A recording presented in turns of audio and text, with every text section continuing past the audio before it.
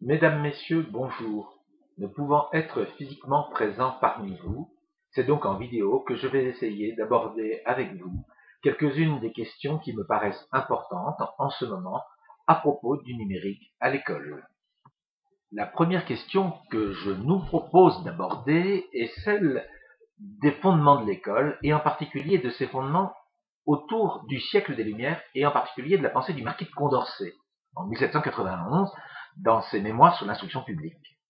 En effet, la question qui se pose aujourd'hui est de savoir si cette pensée qui est fondatrice de l'école est encore aujourd'hui une pensée qui est active et n'est pas remise en cause avec le numérique. Pourquoi ? D'abord, rappelons que la pensée de Condorcet, la pensée du siècle des Lumières, c'est deux choses. C'est la raison et c'est la libération. Alors, la raison d'abord, c'est une sorte de rationalité qui permet d'expliquer tout, qui permettrait un jour de rendre la science triomphante même. La libération, c'est aussi le fait que par l'accès au savoir, l'accès à l'école obligatoire, on va pouvoir libérer les esprits en les faisant accéder justement à la raison, à une pensée rationnelle. Qu'en est-il avec le numérique ? Lorsque nous observons nos élèves, les jeunes, qui circulent sur Internet, qui semblent avoir une certaine désaffection pour nos cours, pour nos classes, pour nos établissements, on peut se demander si finalement nous n'avons pas dans nos établissements scolaires enfermé en quelque sorte la pensée dans une sorte de sanctuaire dont ils s'échappent. Cependant, quand on observe certains comportements de jeunes face à un certain nombre de sollicitations commerciales, disons-le, marchandes, on peut aussi se poser la question de savoir si finalement l'école n'est pas une protection contre une sorte de nouvelle aliénation que nous proposerait le contexte marchand, disons, cet ensemble de sollicitations que le numérique amène jusque dans la famille. Comme de surcroît, le numérique a eu du mal au cours des 30 dernières années à rentrer, on peut le dire, dans les écoles de manière, je dirais, très structurée, qu'il est resté encore dans beaucoup de lieux en marge de nos établissements scolaires. N'y a-t-il pas, en fait, une sorte de divorce entre l'école, son modèle initial, et ce qu'aujourd'hui le numérique propose en alternative, accompagné par un nombre de discours importants qui remettent en cause cette école, qui remettent en cause ce modèle scolaire et qui, en gros, nous disent un petit peu finalement cet enfermement du savoir dans un lieu sanctuaire au nom de la raison est peut-être aujourd'hui un peu limité. Cependant, on s'aperçoit que, en termes de sociabilité, en termes d'accès au savoir, les jeunes, lorsqu'ils ne sont pas invités à structurer les choses, restent très souvent à l'écart d'un certain nombre de savoirs et donc risquent eux-mêmes d'être aliénés. Cette question de l'aliénation, de la libération et de la raison est une des premières questions que pose le numérique au monde scolaire et en particulier aux finalités du monde scolaire aujourd'hui. La deuxième question que je voudrais aborder avec vous est la suivante. Le numérique, tel qu'il arrive aujourd'hui dans la société et qui inonde l'ensemble des activités de la société, c'est un fait social total, le numérique est-il la seule cause et le seul remède, éventuellement, aux problèmes actuels de l'école? Alors d'abord, la seule cause, on ne peut pas le penser.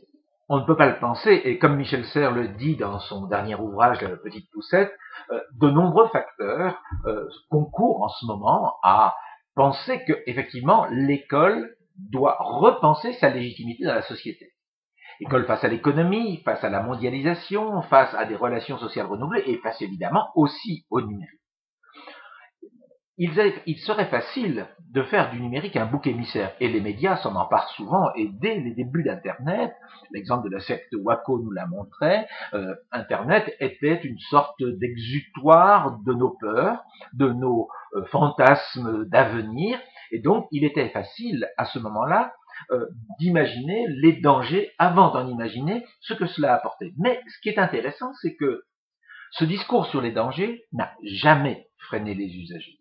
Au contraire même, on peut dire qu'un usage si généralisé Et que c'est cet usage généralisé qui a petit à petit amené à considérer le numérique comme étant probablement l'une des causes des difficultés actuelles de l'école. Pas la seule, bien évidemment, mais une des causes. Et en tout cas, on observe que dans certains discours, il y a non seulement le numérique comme une cause, mais comme un amplificateur de certaines causes.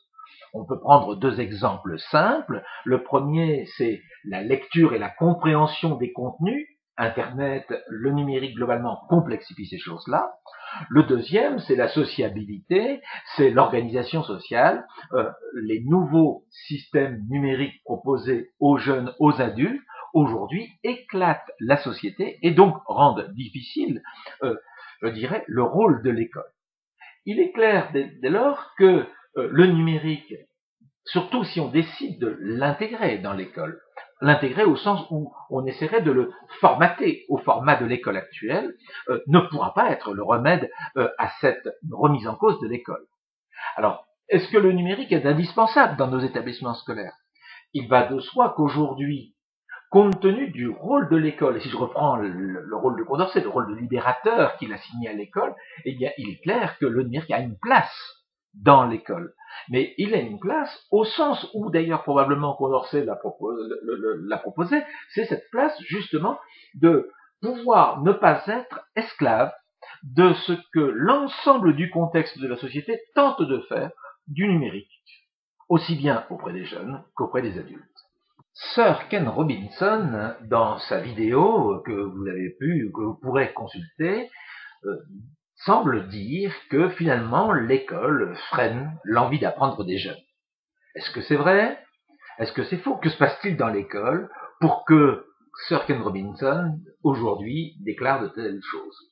Alors, examinons d'abord l'envie d'apprendre. Il est vrai que lorsque l'on regarde des élèves de collège, en particulier, on est étonné de voir comment ils se conforment petit à petit à l'attente de l'école et réservent leur créativité à des espaces qui sont souvent en dehors de l'école. Alors qu'en primaire, on a l'impression, je dis bien, c'est une impression, on a l'impression qu'en primaire, ils gardent une sorte de fraîcheur. D'ailleurs, quand on accueille des petits sixièmes à la rentrée, comme certains d'entre vous l'ont peut-être fait ces derniers jours, on a l'impression qu'il y a encore cette fraîcheur, mais que cette fraîcheur va s'étioler au fur et à mesure des années. Alors, il est vrai que les sollicitations multiples dont font l'objet les jeunes aujourd'hui, dans l'ensemble de leur environnement quotidien, sont évidemment en tension avec l'école et en tension avec les exigences de l'école et la forme des exigences de l'école. Et effectivement, on peut observer que les jeunes, disons, se restreignent en quelque sorte dans leurs initiatives, par exemple, et c'est ce que Sir Ken Robinson semble dire, par exemple, le fait qu'il faut donner la bonne réponse. L'une des structures de la relation pédagogique, c'est obtenir à tout prix la bonne réponse, à tel point qu'à un moment même, certains élèves, et je me souviens ceux que j'avais en lycée professionnel il y a maintenant plus de 20 ans, eh bien, avaient peur de donner la mauvaise réponse, à tel point que même ils en venaient à donner de mauvaises réponses par peur de donner la réponse qui était finalement la bonne. Comme si le monde scolaire faisait une sorte de formatage de ce que c'est qu'apprendre, et que aujourd'hui, avec le numérique, ce formatage de ce que c'est qu'apprendre pourrait être remis en question. Alors, quand on observe un petit peu ce qui se passe dans certaines classes, on voit bien que des enseignants, et ils sont finalement assez nombreux, mais sont souvent dans des actions isolées, un certain nombre d'enseignants essayent de trouver des solutions. Que ce soit, alors, parfois avec une certaine naïveté, dans l'utilisation de tel ou tel outil, Twitter, la tablette, le netbook, on a l'impression qu'on cherche une solution à un problème qu'on n'a pas forcément posé. Cependant, on voit émerger ici ou là, dans toutes ces expérimentations, des pistes de travail qui nous font penser, et Monsieur Lieury, qui est présent avec vous, en parle, nous font penser que ça pourrait augmenter la motivation, par exemple. Parce qu'ils aiment bien ce numérique, alors en classe, ça pourrait augmenter la motivation. On sait que les choses sont plus compliquées que ça, et il est probable qu'un cours vidéo, et peut-être cette vidéo même, pourrait devenir très rapidement ennuyeuse si elle durait trop longtemps. Donc on le voit bien, l'école effectivement formate une forme d'apprendre, mais en même temps, face au monde extérieur, elle se doit aussi de ne pas être comme ce que propose le numérique aujourd'hui, et donc n'a pas à singer cette forme nouvelle d'apport. Par contre, elle doit la prendre en compte. Et c'est là la question, c'est comment la prendre en compte. Guy Vincent, chercheur à Lyon, avait théorisé sur la forme scolaire. C'est-à-dire qu'il avait, à l'instar d'autres chercheurs, montré comment il y a une forme scolaire qui se retrouve tout au long de l'histoire, et en particulier des 200 dernières années, et que cette forme scolaire avait une influence très importante sur la façon dont se déroule elle-même l'école, que ce soit dans ses horaires, que ce soit dans ses murs, que ce soit dans les rituels d'organisation au quotidien. La forme scolaire a figé progressivement une représentation sociale de ce que c'est que un dispositif pour apprendre. Il suffit qu'un enseignant essaye, par exemple, d'introduire une méthode un petit peu différente du cours traditionnel dans sa classe pour que certains élèves ou certains parents viennent lui dire « Mais quand est-ce qu'on apprend réellement ?» Une enseignante récemment me parlait d'une pédagogie de projet qu'elle mettait en œuvre, et les élèves disaient « Mais on n'a pas l'impression d'apprendre avec vous. » En fait, la forme scolaire a tellement traversé notre culture contemporaine qu'elle se trouve évidemment mise à mal parce que de nouvelles formes d'accès au savoir nous sont proposées en dehors du monde scolaire, avec d'ailleurs des incitations qui viennent elles-mêmes du monde scolaire, mais d'autres cultures ou d'autres sociétés.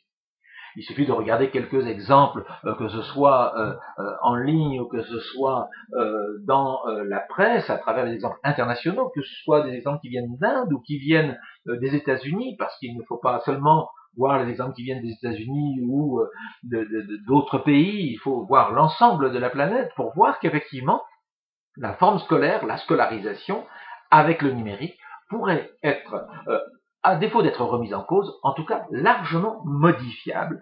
Elle pourrait largement évoluer. Cette évolution est prévisible. Dire quand elle va arriver, là, je pense qu'il faut être prudent.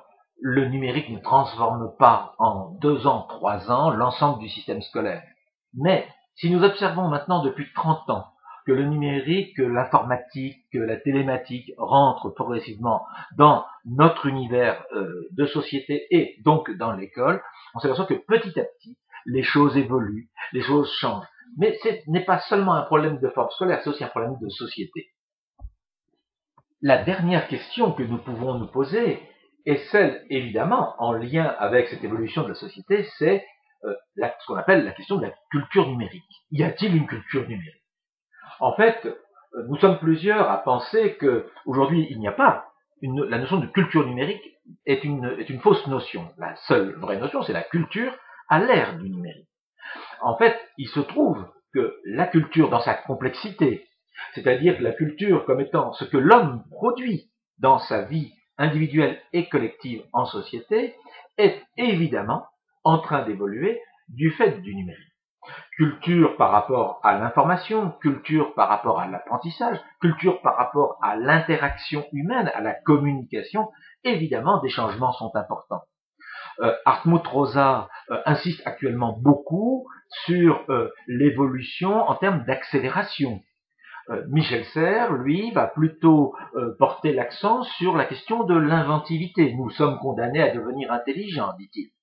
Donc effectivement, à l'ère du numérique, la culture, compris non pas seulement comme un acquis, mais comme un processus qui se construit en permanence, est en train d'évoluer. L'école, le monde scolaire, est évidemment au cœur de cette évolution. Non pas pour, malheureusement, comme ce l'est peut-être un peu trop devenu, non pas pour suivre l'évolution, mais au contraire, pour permettre à cette évolution de prendre le sens que notre société, nos choix politiques nous permettent de proposer aux jeunes qui construisent le monde de demain. En conclusion, On ne peut proposer un modèle d'école pour demain comme cela, brutalement. Le numérique n'est pas non plus une nouvelle école. Par contre, il faut tenir un discours nouveau, parce que c'est un discours qui inclut désormais beaucoup plus les partenaires dans ce que c'est que apprendre, ce que c'est que devenir citoyen, ce que c'est que rentrer dans la société. Et non seulement rentrer, mais aussi continuer à évoluer dans la société. C'est donc en direction des enseignants, bien évidemment, de leurs responsables, bien évidemment aussi, mais aussi directement des élèves et des parents qu'il faut penser cet avenir. Les parents, on l'a vu au cours des 10 dernières années, ont pris une importance de plus en plus grande. Et le numérique, avec les moyens, par exemple, que proposent les ENT, ouvre par rapport à l'école des nouveautés, des nouvelles vues sur l'école qu'il ne faut pas négliger. Alors, pour donner une sorte de conclusion synthétique et de proposition synthétique à vos réflexions, je crois que nous avons, dans le monde scolaire, deux missions principales. Une première, une mission d'accompagnement, mais si ce n'était que l'accompagnement, nous ne ferions que suivre. Mais l'accompagnement, c'est une posture, même si elle est très compliquée, même si pour l'instant, on le voit en lycée, elle n'est pas toujours bien comprise par les enseignants. Cette mission d'accompagnement, c'est la première. La deuxième, elle est conjointe, et elle va avec l'accompagnement, c'est la mission de structuration. Or, pour structurer, il faut avoir un projet. Et ce que j'appelle moi de mes voeux aujourd'hui, au moment où on démarre une nouvelle ère de l'école avec un nouveau pouvoir politique, avec aussi des évolutions importantes, c'est de faire en sorte que le projet d'avenir pour l'école prenne en compte cette idée de qu'est-ce que signifie pour des éducateurs, et je dis bien des éducateurs et pas seulement des enseignants, pour des éducateurs, que d'accompagner des élèves, des jeunes, et de leur permettre de structurer petit à petit l'univers qui les entoure pour mieux construire la société de demain. Je vous remercie beaucoup de votre attention.